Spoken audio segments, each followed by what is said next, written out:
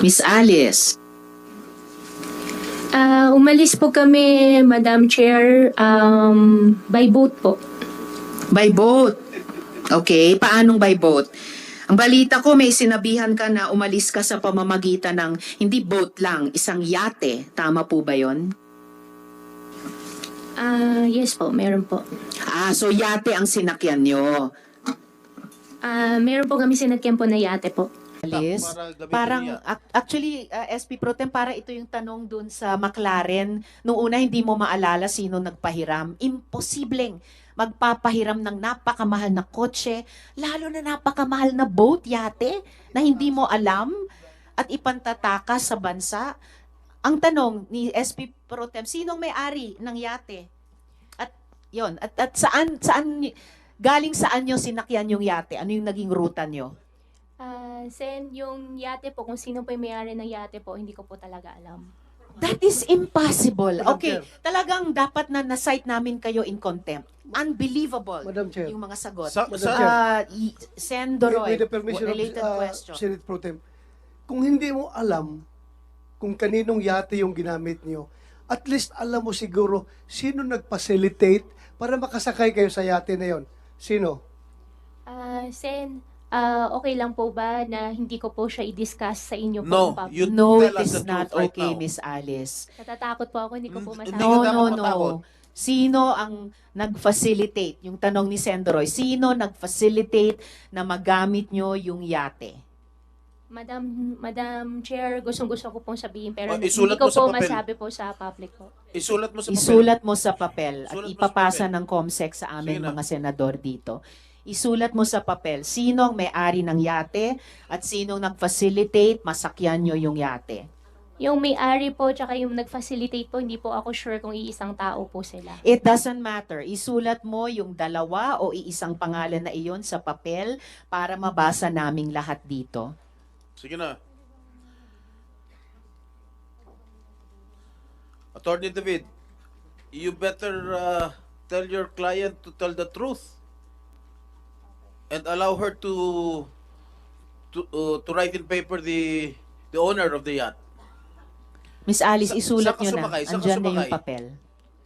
Saan ka sumakay, Alice? Sa yate? Anong port?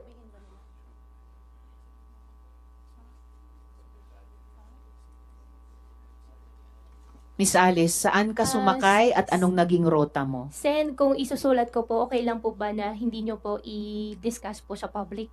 Miss Isusulat- Alice, please do not tell the senators what to do with the information na halos kailangang bunutin namin sa inyo na parang ngipin. Opo, pero Write it Sen, on the natatakot paper. po kasi ako. Write it on the paper at i-appreciate namin pag nabasa na namin. Unbelievable. Yung ibang witnesses kailangan sumagot verbally. Pinagbibigyan namin yung isulat sa papel. Please do that now. May ibang witness na ginawa na yon sa nakaraang hearing. Please write down on paper. Sulat mo na rin kung anong port, kung saan ka sumakay. Sige na, para isahan na lang. At saka makadagdag, Sen, Madam pasensya Chair. na po talaga, pero natatakot po talaga ako. Miss Madam Chair. Alice, nauubos Opo, na yung opo, pasensya sa- namin dito. Sana po maintindihan nyo rin Isulat po ako nyo. na natatakot po ako talaga. Iniintindi ka namin at inaalam namin kung ano yung kinatatakutan mong sinasabi mong death threat, ayaw mo pang sabihin. Ngayon, mas simple, isulat sinong may-ari at facilitator sa yate at sabihin mo sa amin saan ka sumakay. Sen, gustong-gusto ko po talaga i-discuss. Pero Eh, natatakot po ako gusto mo pala, di i-discuss po sabihin mo public. sa amin. Nakakapikong ka na, ha? Nakakagigil ka na. At saka Miss Alice, nasa custody kayo ng PNP. Paano kayo papatayin doon? Imposible. You are within the most protective institution sa ating bansa. You are sa national headquarters ng Philippine National Police sa Camp Crame. Yes. Isulat mo na yung Yes. may-ari at facilitator sa yate. Yes po, Madam Chair. Alam ko po, safe na safe po ako ngayon. Kaso lang, nagwa-worry po ako pagkatapos po ng session, pagkatapos po ng hearing, ano pong mangyayari po sa akin. Doon po Let's ako take it one nagwa-worry. day at a time. One step at a time. First step, isulat mo sa papel. Sinong may-ari at facilitator sa yate? Madam Chair, sana naman itong mga abogado ni Alice ay makiisa rin naman sana sa atin na although may duty kayo sa client niyo, pero ang inimbestigahan natin dito is sindikato na sabi nga ni Senator Tulfo, matagal na itong sindikato na ito at wala tayong mapupuntahan nito, walang solusyon itong investigasyon na ito kung hindi natin matumbok ang sindikato. So ngayon, kung wala tayong makuha ditong informasyon, wala na. Baka hindi alam nito mga abogado ni Alice Go na later on, baka sila rin mabibiktima nitong sindikato na ito kung hindi tayo magtutulungan nito. We need a whole of nation approach pagdating sa pagkumbat nitong mga baka ito transnational crimes na itong transnational criminal syndicates na itong involved dito. Kailangan magtutulungan tayo dito dahil bansa natin ang nakataya dito. Hindi lang si Alice Go. Alice Go, kayang-kaya kang protektahan ng PNP. Hindi ka mamamatay dyan. Kaya mag-cooperate ka naman sana para sa Pilipinas. Gumanda naman sana ang Pilipinas. Nayari yung mga sindikato na yan. Tumulong ka. Thank you, Madam Chair. Salamat, Sendroy. NBI Director Santiago, pwede nyo bang i-assure yung safety ni Miss Alice habang siya ay nasa custody ng gobyerno at sumasagot sa aming komite? Pagka nasa amin pong custody, ay masasagot ko po yan. Salamat. So, nasa custody ka na ng PNP na nagpoprotekta sa inyo. Kung naging sa custody kayo ng NBI, mapoprotektahan din nila kayo. So, answer our questions. Yung yate, ano bang markings nung yate na sinakyan nyo, Miss Alice? Alam ko lang po kulay puti, kung hindi po ako nagkakamali. Pero wala po ako makitang number, tapos parang may mga wings po, ganun lang po. Okay. So, yeah. Madam Chair, Hindi ko pa nga naitatanong yung number na banggit mo. Anong numbers nakita mo dun sa yating puti na may wings? Actually, naka-cover po kami, kaya wala pa akong nakitang number po. Pero alam ko po yate. Wala kang nakitang number, may letters ba sa yate? Meron parang sticker po na wings po, na design lang po. Sticker na wings. Ano yung naka-cover kayo? Ano yun, Miss Alice? May cup po, tapos kahit gabi po, meron po kaming sunglass po. So, nung gabi, tapos naka-sunglasses kayo? Bakit ganon? No, so, nung gabing yon, saang port kayo umalis? Sakay ang yate? Yung port, sabihin ko na. Kasi wala naman tao. that was the previous question. Opo. Yes, SP Pro Yung Tem. port- Saang port kayo umalis? Yung port po, hindi ko po alam yung exact, pero Manila po. Hindi ko alam kung south or north o saan po. Basta alam ko po Manila What do you mean po. Manila? So, sa Metro isang Manila? port sa Manila. Metro Manila or Metro Manila po. Metro Manila? So, sa isang yacht dock sa Manila. Yate po yung unang sinakyan po namin. Just to put Una, on record, Madam ano yung Chair, sunod? just to put on record, Sen Joel. just to put on record that this is absolutely in contrast with the statements made by Ms. Sheila Go that they traveled from Banban for 5 hours, Madam Chair, south of Luzon. And now, itong si Gua Huaping is saying that they took that white boat here in Manila, Madam Chair. Just to put on record. Yes, thank you, Sen Joel. Miss Alice, nasulat mo na ba yung pangalan nung may-ari at facilitator sa yate? Pakisulat po. Kanina nyo pa sinabing gagawin nyo. Isulat sa papel yung may-ari at facilitator sa yate. Gusto mo bang Yes, lumapit pa Sen. kami para ibulong mo sa amin, Alice? Yes, Sen JV. Yes, Madam Chair. Is it okay if Alice could narrate to us yung kanya pong istorya, yung kanya pong escape story, so that we can compare it doon kay Sheila, no, kung talagang totoo. Ngayon pa lang magkaiba na eh. Isa small boat to big boat, ito yate.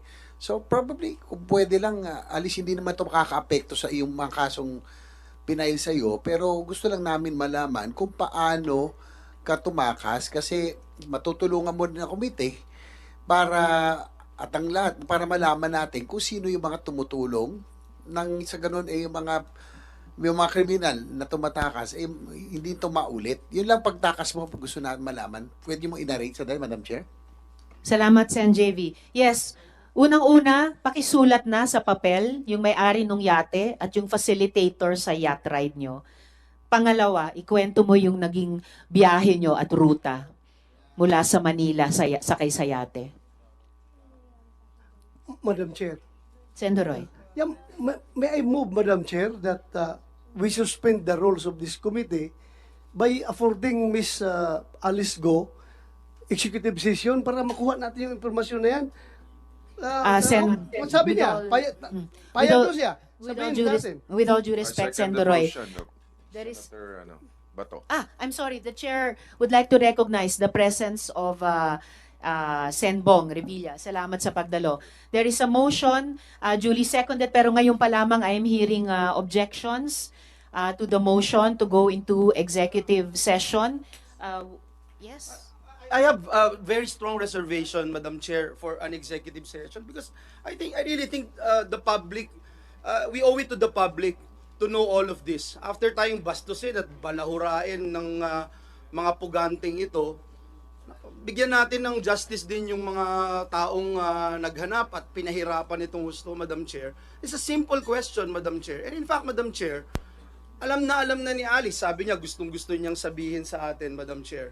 Pero tuwing dilingon siya sa likod niya, may dalawa doon na bumubulong na parang ayaw po siyang pagsabihin.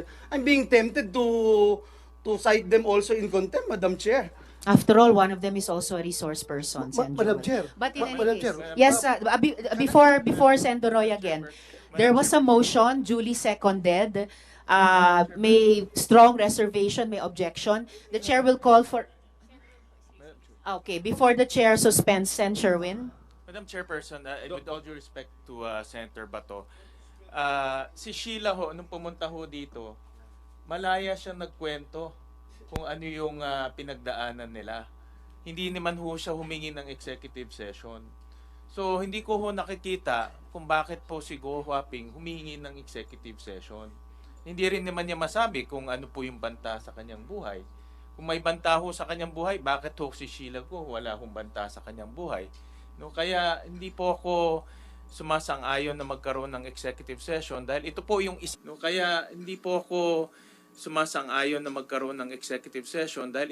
isa sa pinakamahalagang aspeto nitong investigasyon.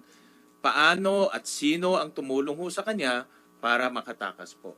Madam Chair. Salamat, Sen. Sherwin. I am inclined- Sen. Doroy and then the minority leader. I am inclined to withdraw my motion, but before that, I would like to explain my position on this matter. Madam Chair, alam ko yung nararamdaman ng aking mga colleagues. That's why I'm inclined to withdraw my motion. Pero ang sa akin lang, andito na si Sheila Go. Kung sige tayo insist na he has to divulge that information openly, in open hearing, hindi talaga siya, magmamatigas siya. Whereas kung executive session tayo, ibibigay niya for our own consumption, at least may ma-extract tayo information at magagamit natin somehow, Madam Chair. Yun lang ang akin, parang pinulis na pag-iisip. Sayang din yung impormasyon na yun pag hindi natin makuha. Magmamatigas yan, wala tayong magawa. Hindi ba natin yan pwedeng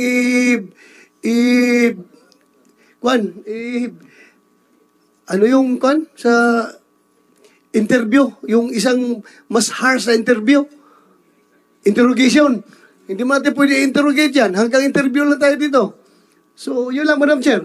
Thank you. Salamat kaayo, Sen. Doroy. Minority leader and then Sen. Joel. Yes, the word of caution lang sa mga colleagues ko kasi